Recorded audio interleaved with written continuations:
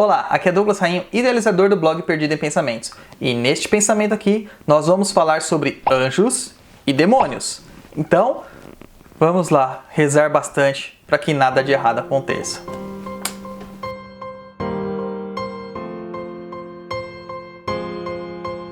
Dentro do ocultismo é muito fácil você falar anjo, demônio e outras entidades mais com uma naturalidade tremenda. Mas no cristianismo isso é um grande tabu. A gente tem certo receio de falar de anjos e também tem receios de falar de demônios. Quando a gente acaba tocando nesse assunto, muitas vezes a gente até infantiliza as figuras dos dois, colocando que anjo é aquele ser bonzinho, alado, com auréola e tudo mais, parecendo muito o anjinho da Turma da Mônica.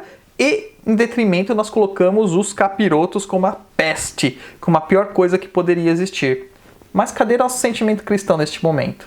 É complicado, né? Até porque para entender maldade é uma coisa muito complexa. E para isso eu deixo aqui na descrição do vídeo a recomendação para você que ouça o nosso podcast sobre o mal. Caminhos Podcast sobre o mal. É um episódio do podcast que me fez refletir de uma forma tremenda sobre esta questão do bem e do mal. Então ouça lá, para o vídeo, ouve lá, depois você retorna aqui.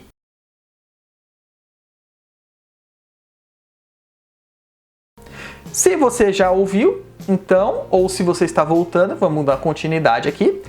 Eu vou falar para você a minha visão sobre anjos e demônios, principalmente dentro das minhas experiências espíritas e umbandistas. Para o espiritismo não existe isso de anjo e demônio. Tudo é espírito, tudo é uma vivência humana que polarizou.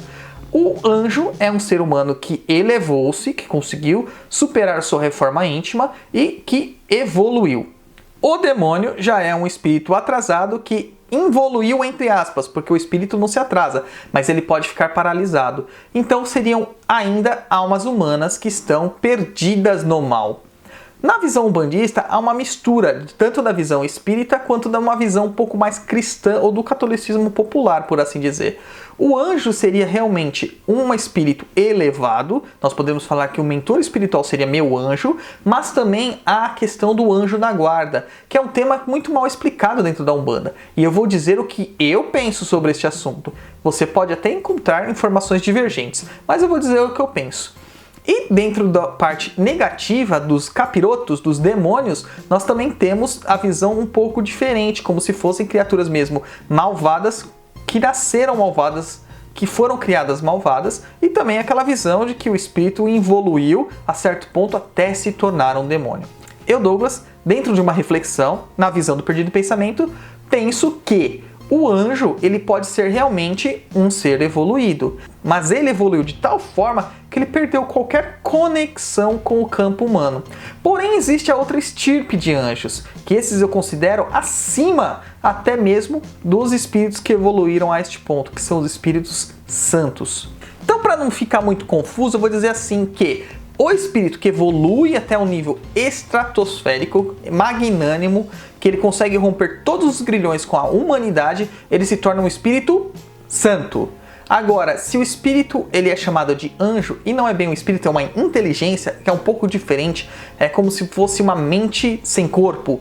Eles foram criados antes dos seres humanos, e eles operam no limite do antes do tempo e depois da criação do tempo. Tá certo? Porque quando Deus fez tudo, provavelmente, e claro, ele fez também o tempo. Então eles existiam antes do tempo. Por isso que nós não conseguimos dar uma data para ele ou conseguir voltar na história para encontrar o seu início. Assim também foram com os anjos. Eles foram ali criados justamente nesta virada entre o não tempo e o tempo. Então fica uma coisa bem confusa. E os demônios, para mim, seriam também formas que podem ocupar tanto almas humanas quanto espíritos encantados negativos. Eu vou dizer aqui mais ou menos uma hierarquia que eu acho correta. Acho, porque essa é uma coisa que ainda está muito em estudo, em pesquisa por diversos teólogos e curiosos como eu. Então vamos lá. Eu vejo acima de tudo Deus, claro, abaixo os anjos, abaixo dos anjos os santos e abaixo dos santos entidades chamadas gênios ou Shedim, que seriam as estruturas que vão dar origem aos diversos deuses das diversas culturas, das diversas mitologias. Inclusive os orixás, eles são Shedim, gênios. Ainda dentro dos Shedins a gente pode encontrar os encantados superiores, que podem ser éticos e não éticos. A gente tem que ter essa consciência, porque superior não quer dizer que ele não desempenha uma função da natureza. E assim nós teremos o conceito. E depois nós teremos o conceito humano. Aí essa mistura toda que nós conhecemos aqui. Entre os e dentro desse nível humano, a gente pode abrir para vários outros níveis para determinar a quantidade de qualificação que o espírito tem, tanto positiva quanto negativamente. Continuando, nós teríamos ainda, de novo, Shedins, mas agora são espíritos inferiores, são esses Shedins inferiores, porque eles estariam aquém da humanidade. Ainda tem funções e poderes que nós não teríamos, ou na verdade temos e não usamos, e são praticamente a maioria deles antiéticos. Há alguns éticos, mas a maioria são os antiéticos. É onde nós vamos encontrar a maioria dos elementais, tá certo? Abaixo desses, aí sim nós encontraríamos a categoria dos demônios. Dentro de muitos desses demônios existem encantados, são estruturas negativas criadas para alguma função na criação, que muitas vezes a gente encontra com o desígnio de uma função errada. Nós acreditamos a ele uma função errada, mas ele está fazendo o papel ao qual ele foi criado. Por exemplo, o urubu que come a carniça e que pra gente é abominável. Assim também como vários outros animais, por exemplo, o escorpião, que de qualquer forma tem até aquele pensamento que um monge atravessa o escorpião pela água e o escorpião, mesmo prometendo que não iria picá-lo, pica-o, né?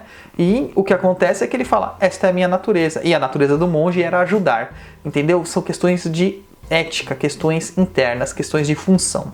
E abaixo, assim, desses demônios mesmo, aquela estrutura de demônios que a gente conhece, a gente pode encontrar espíritos humanos também, que se tornaram muito malignos, podemos encontrar ali. Inclusive, a maior parte dos espíritos que a gente conhece como espíritos da Goécia, eu acredito que nem espíritos são, que são, na verdade, estruturas, que são funções, que são cargos. Então, o Lucifer, lá, por exemplo, para mim foi ocupado por diversos tipos de espíritos com o passar das eras. Esta é uma visão bem confusa, mas eu espero que vocês consigam compreender assim. Eu vou voltar nesse tema e eu tenho até um texto lá no blog que eu vou deixar aqui para vocês sobre tronos. É uma reflexão um pouco mais aprofundada sobre a questão de tronos e orixás, mas que eu também falo sobre essa hierarquia. Então é bom para expandir um pouquinho este debate, tá certo? Porém, quando nós falamos de bondade, maldade, automaticamente nós falamos, o anjo é bom, o demônio é mau. E não é bem assim, porque se a gente for pegar nas passagens bíblicas,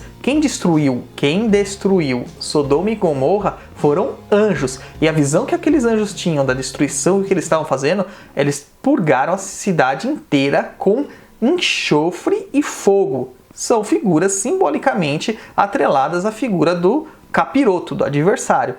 Então o próprio Senhor, fez chover do céu fogo e enxofre sobre Sodoma e Gomorra. Assim ele destruiu aquelas cidades e toda a planície com todos os habitantes das cidades e a vegetação. Então a gente tem que compreender que às vezes as coisas não são tão preto e branco, elas têm várias nuances de cinza entre elas, tá bom? Já os anjos da guarda seria uma outra função, uma estrutura criada naquela virada entre o não-tempo e o tempo, que tem realmente a missão de guiar os seres humanos. Eles vão servir realmente de um elo entre nós e o divino. E por isso eles não terão formas, então esquece aquele cara com as asinhas abertas e cara auréola, ele não terá essa forma, muito menos ele terá nome, porque o nome dos anjos, de todos os anjos, não importa a hierarquia que ele ocupe, são na verdade funções. Por isso que eu penso que os demônios também são, porque se a gente pegar a mitologia cristã, nós vamos perceber que grande parte dos demônios foram anjos caídos, ou seja, os próprios nomes deles eram funções. Então por que eles perderiam esta condição só porque caíram? O anjo caído, apesar de tudo, ainda é anjo e tem acesso a todo o seu vasto poder. Este pensamento ficou bem confuso, e é uma coisa que a gente vai discutir ainda outras vezes. Vou ver se eu posto alguns textos sobre este tema, porque é mais fácil a gente conseguir expandir esta conversa nos textos. E por isso mesmo eu vou convidá-los a ir até o nosso blog www.perdidaempensamentos.com, ver os nossos outros textos lá e quem sabe também ficar ligado para textos sobre anjos e demônios. Eu sei que é um tema complexo, mas eu não conseguiria passar aqui em 10, 15 minutos toda essa temática. O que eu estou falando aqui é um pouquinho, eu estou querendo dar um pouco de introdução ao tema para que a gente volte pontualmente sobre isso em outros vídeos, tá bom?